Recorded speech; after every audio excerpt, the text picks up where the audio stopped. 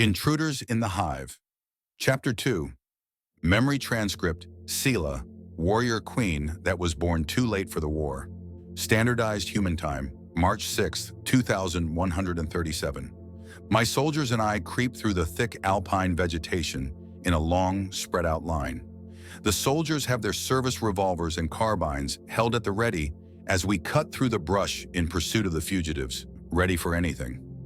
I wish I could requisition actual infantry rifles and other proper weapons to stock my armory with, but all my requests have been denied since I work in a sector law and order office, and that equipment like that would be overkill.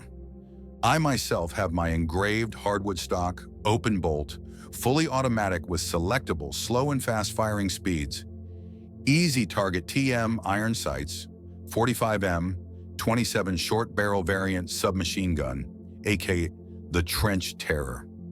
It also has custom contouring on the pistol grip and the pistol foregrip to perfectly fit my hands. I got 4 30-round stick mags for it, 3 on my chest in a 3-cell stick magazine pouch, and 1 loaded in the weapon ready to go. The weapon cost an alarming amount of money, but I know it will be worth it. As we walk, my mind begins to wander slightly as my soldiers track them, thinking about who it was that I was hunting. I hope it's those anarchist scum from the Rendhall Confederacy. Their military has no warrior queens whatsoever. They just send out their drones and hope for the best. I imagine it would be easy and quite entertaining to gun down a hive of leaderless drones. I mean, the last time we went up against the Rendhall swarm, they were beaten back swiftly from the might of our unified nation and our queen's willingness to serve and die for their great nation. It would be an honor to serve my country on the battlefield. There just needs to be a war first. I silently continue to grumble to myself about being stuck in a law and order office and not stationed in a military garrison when movement up ahead catches my eye through my periphery. I split my wings and hold them out wide to signal my line to stop as I focus my full attention in the direction of the movement. I unclip the chain of my pendant from around my neck and wrap it around my wrist, reclipping it once there is no more loose chain, turning it into a bracelet. The pendant is an important symbol, but having something loose around your neck during combat tends to act against you more often than not. I'd rather not be strangled by my symbol of authority. I shoulder my weapon and press forward at a crawl's pace, keeping my legs bent and my body low to the ground. My soldiers follow my example intuitively and sneak up slowly as well. One group breaks off and moves to the right after I silently signal to them to do so with my offhand and antennae. After moving 20 or so meters at a painstakingly slow pace, I can finally see into a clearing filled with movement roughly 100 meters away. There are strange bipeds in reflective silver suits patrolling around some sort of mini airships, similar to the one we found earlier, albeit significantly more intact. It looks like we found our interlopers. There are dozens of them scrambling about and packing up their makeshift camp. Almost all of them are armed with some type of weapon. They slightly outnumbered us, and depending on what those weapons were, outgunned us as well. Good thing we have the element of surprise. Scout 1, fall back and inform the other warrior queens that we have found the targets and that I will be attempting to take them in alive. If they don't cooperate, things are going to get messy. Yes, my queen, he affirms before he bolts back in the direction we came. I check on my soldiers for a moment and begin to strategize and take stock of my options. I don't know enough about my opponent's intentions to make a valid plan. I'll have to probe them first to see how they'll react. Their suits are for an unknown purpose. It could be armor, but I doubt it. Armor doesn't flex like that. Their weapons were a complex and strange design as well. I can't figure out the internal mechanisms from its exterior appearance. I can't even figure out where the magazine goes. The airships behind them were my biggest source of pause. If they were like our war airships, they could be an unstoppable force once they got in the air. Though I couldn't see any exterior weapons, so these must be just for transport. Still, the number of unknowns is cause for concern, but under no circumstances can I let them get away. Officer 14, make contact and check to see if they're hostile. Sergeant, go join up with the flanking group and make sure O14 is covered. I don't want to lose any drones unnecessarily. Officer 14 approaches cautiously. After we all move up together, with the main group hanging back. She has her revolver drawn and pointed down at the ground, ready to fire and run for cover should it come to that. As she's approaching the edge of the clearing, I take aim, pressing the stock of my weapon into the joint between one of my mandibles and my skull, embracing myself against a tree for stability. A small group of the shiny gals spot 014 and begin to approach, placing their hands or paws or whatever it is they have on their weapons. That's bad move number 1. In retaliation for that offense, I line up the center one in my crosshairs. Let's not do anything regrettable now. Don't be simpletons in silver suits, please. I hiss at them quietly as they close the distance to my drone. My drone raises her revolver so it's angled toward the advancing group of 3, aiming into the dirt in front of their paws. Yeah, let's go with paws. Halt. You are trespassing within these lands and are conducting an unsanctioned military operation on the sovereign soil of the Unified Directorate of Lex Aeterna. You will drop your weapons or we will relieve them from you by force. There is some chatter on their end, triggered by 014's demands, but I don't recognize anything they say. If I don't know what they are saying, my drones aren't going to either. This just got more complicated. It's time to make our point using less diplomatic means to bridge this language barrier. I release my wings from their protective cover once again and oscillate them hard for a few seconds, creating a deep-pitched buzzing noise. That got their attention, giving us away in the process, but it also meant that my soldiers were all on the same page. I press forward through the brush quickly, no longer caring if my presence remains a secret. Me and my troops burst from the tree line, catching them off guard, pouncing on and disarming 6 of them before they could even react. The rest of the encampment predictably erupts into chaos as they move into defensive positions against my small attack, only for them to be blindsided by my sergeant and my flanking group. They snag 3 more and hold position on the perimeter without firing off a single shot. I had expected a standoff to then take place, followed by a very passive-aggressive game of do it, don't say it, but that wasn't the case at all. The remaining silver suits began to drop their weapons and run toward their craft, even though they still outnumbered us. Well, most of them did anyway. About a quarter of them stood their ground and raised their weapons, preparing to fight. Just as I was about to attempt communication, fire sprayed out at me and my forces from their weapons. I mean, fire has been used in warfare since the dawn of time, but carrying around a pressurized tank of fuel to spray it at someone sounds like a hazard.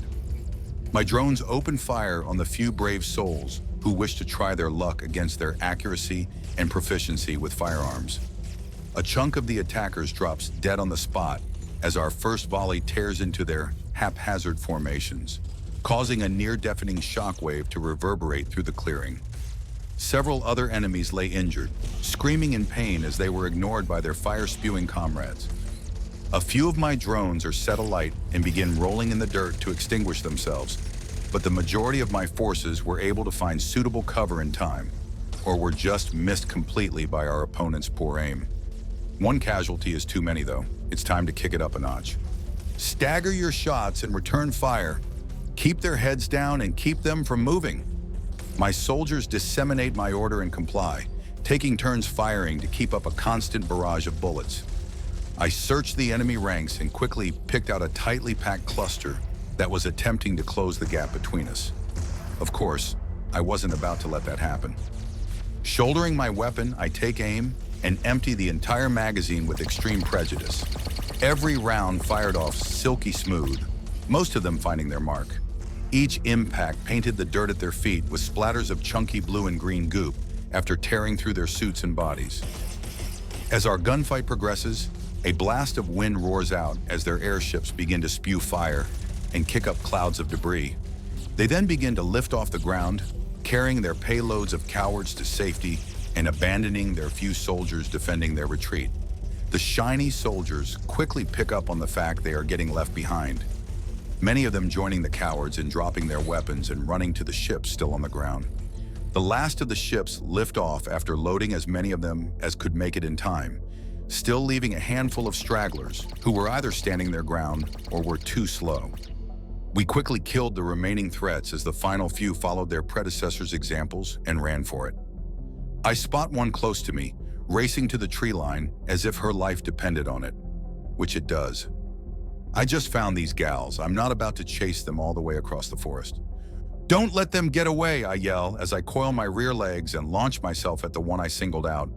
As I take off, I beat the air around me with my oscillating wings to give me more lift and aerial control, guiding and propelling myself to my target.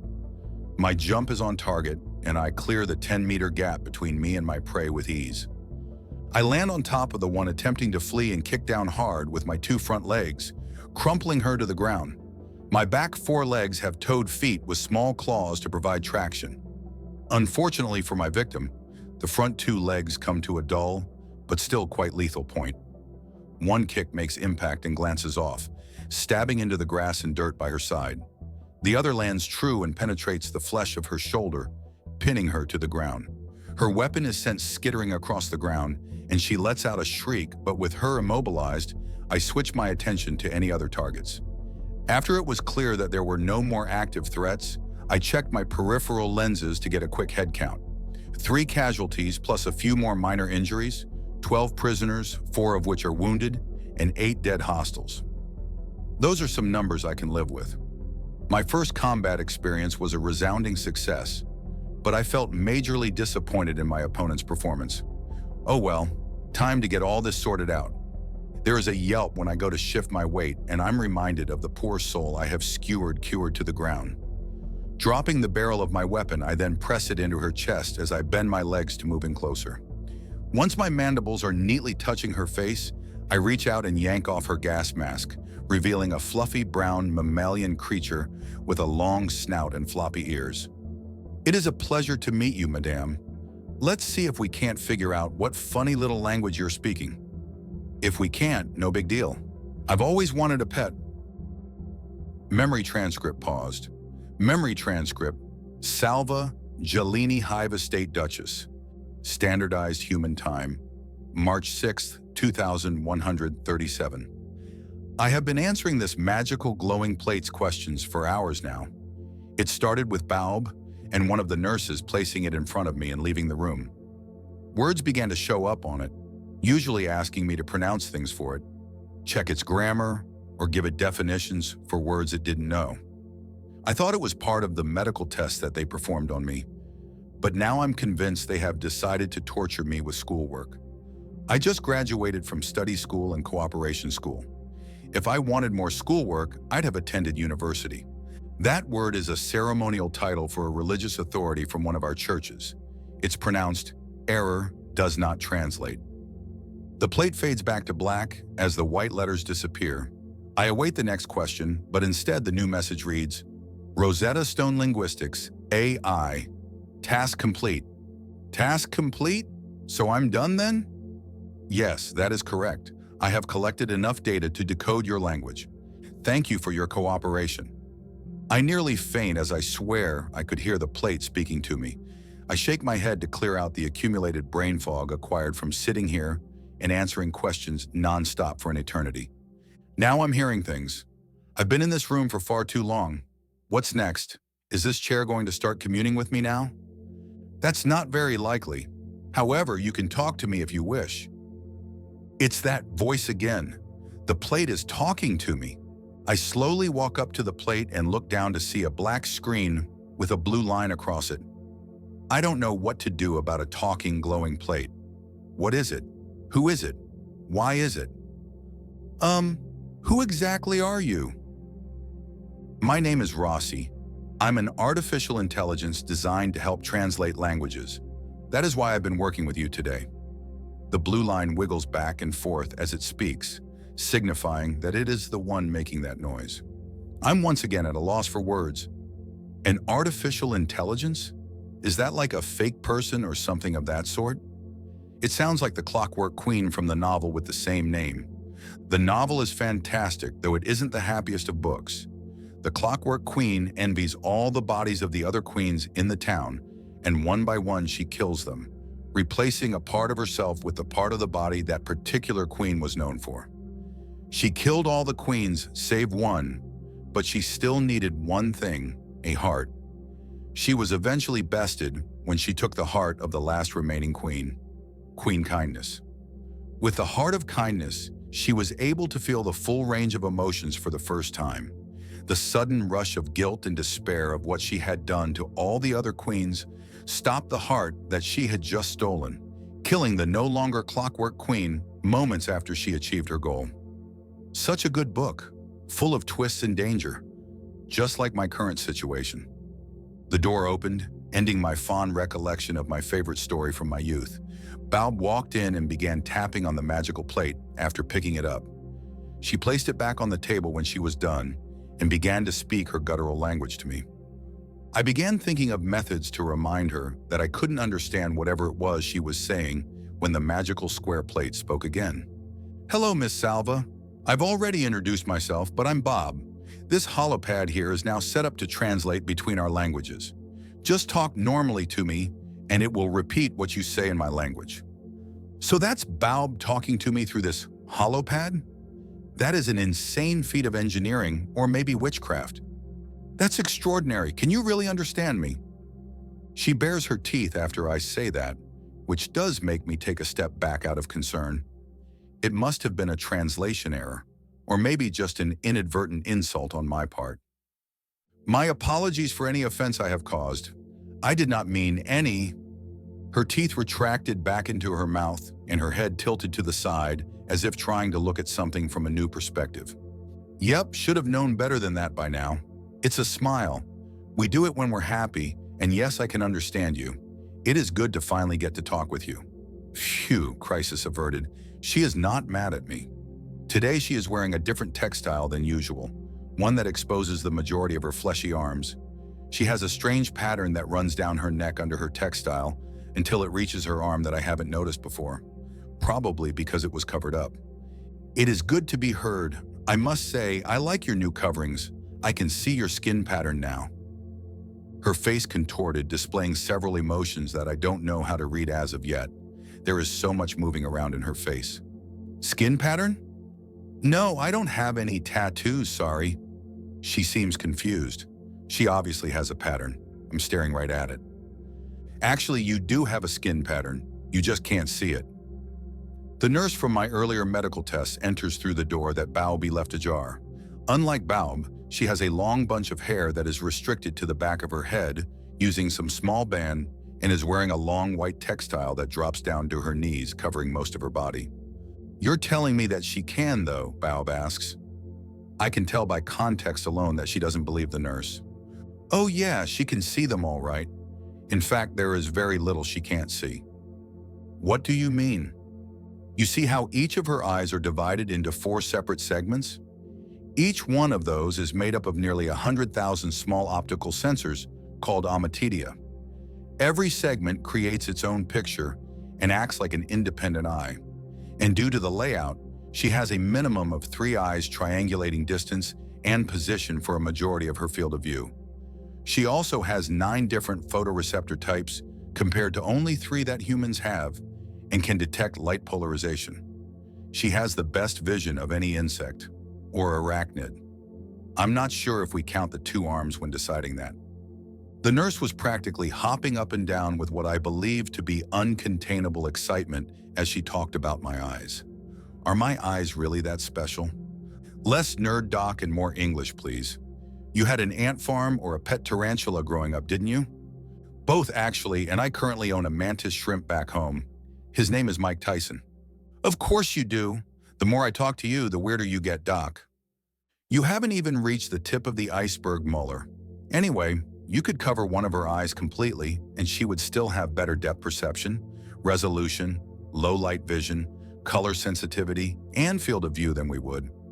Since she can detect light polarization, she can also figure out reflection and refraction, so she'll never run into a glass door like you might. Put simply, she sees in 16K at 240 Hertz. The nurse says with one of those smiles weaved into her flexible face. That's not fair. I was distracted and you know it. Plus they just cleaned the glass. Baub growled at her and crossed her arms against her chest, clearly not happy with being called out. I can't help but chitter happily at the mental image of Baub bouncing off of a glass pane. Both Baub and the nurse swivel their heads to look at me, and I immediately attempt to regain my manners. stifling my laughter with some difficulty. You ran into glass, chitter? That must have been quite an unfortunate experience. The nurse smiled again at me and took a few steps closer. She pauses her advance just as she reaches the side of the table before leaning against it. Hello, I'm Dr. Catherine Holloway. It's so good to actually meet you. I've been thrilled to be working with you. You've already met Bob. He and I are both humans, which make up the majority of this ship's crew, but a few other species are walking around here and there. I take a short bow in response. The pleasure is mine, Madame Dr. Catherine Holloway. My name is Salva, Duchess of Queen Jelini. I am a member of the species Titan jumping, closest translation wasp. However, we more commonly use the name the Horizi to refer to ourselves as a species. That's rather on the nose. I see why you came up with something different, Baub interjected, rejoining the conversation. Kat exhaled loudly before covering her face with her palm. You do realize that our actual species name is Homo sapiens, which literally means a smart man. Species names are usually literal, which is why no one uses their scientific species names. She then removed her hand and turned her head back to look at me. Finally, talking to people again felt great, though one thing that was said confused me greatly. Why is your species name Intelligent Male Person? Would Intelligent Person not suffice, and would it not be more accurate for it to be Intelligent Female Person? Kat begins to let out a repetitive barking noise, which was simply translated as laughter. Preach, sister. Oh, that's too funny. Sorry. That's just a translation error. Back in the day, it just meant person, but nowadays it means male person. But why would you have a word for male person? Males aren't typically thought of as people. Both of them simply stared at me for a long time, and this time I was certain I said something wrong. Eventually, Bao broke the silence with only a single word: elaborate. I begin to nervously play with my antennae as I approach the apparently sensitivity topic. Well, males are generally considered not intelligent enough to be considered people, though I assure you that I respect them regardless.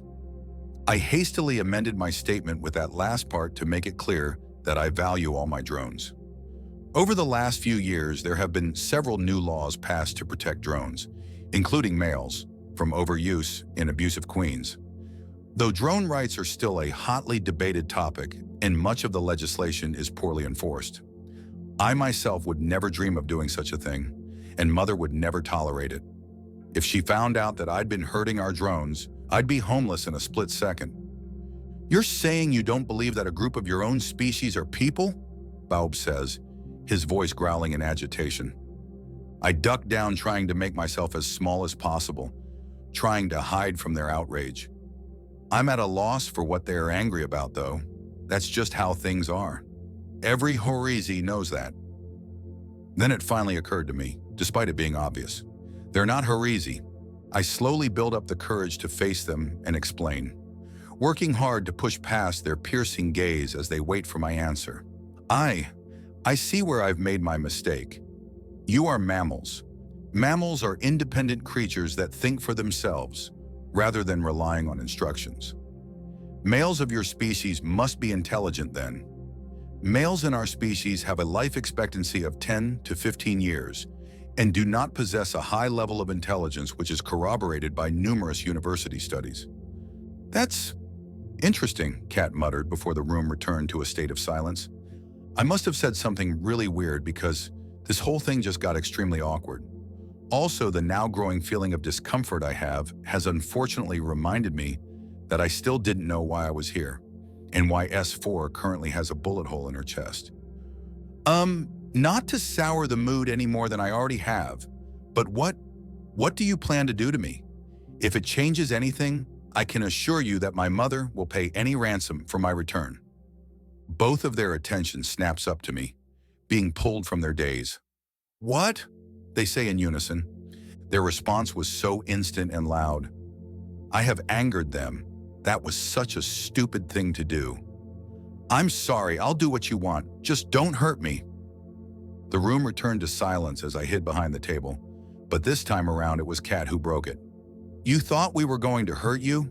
No, we will not be doing that. Once your friend recovers and it's safe to do so, We'll be taking you home. Her answer fills me with relief as I nearly slump to the floor, but also raises more questions. Why did you take me in then? It was your soldiers who shot S4 in the first place.